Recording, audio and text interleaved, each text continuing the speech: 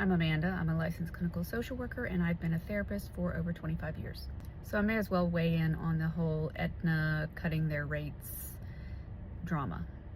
So as a therapist who is currently in the process of transitioning from taking insurance to gradually being fully private pay this year, I have some thoughts. There's been a lot of debate among therapists who can be, ironically, really judgy people, at least when it comes to each other. But there's been a lot of debate about taking insurance, going private pay, access to care, the economy, etc. What a lot of people don't realize is how low the insurance reimbursement actually is for therapists.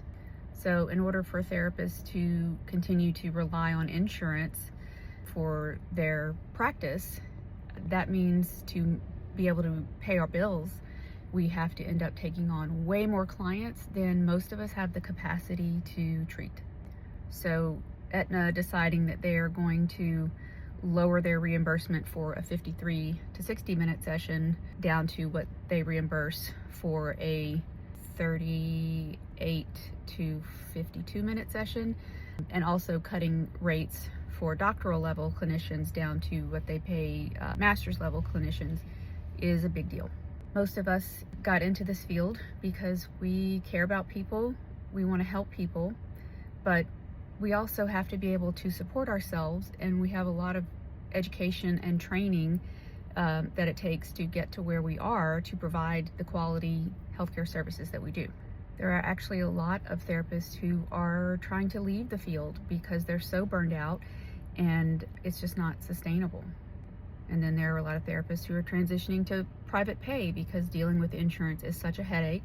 They are being more and more controlling and dictating what kind of care we can provide, what diagnoses we are allowed to give people, and also requiring a mental illness diagnosis in order to reimburse for services.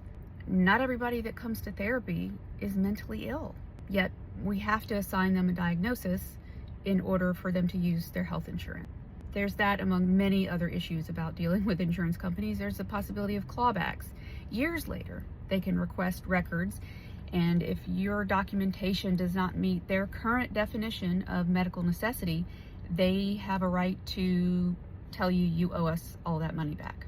So I think a lot of therapists are really scared and more trying to figure out, how are we going to survive? How are we going to keep doing what we love to do and also provide good care to clients who desperately need it, but not be burnt out and not go broke ourselves.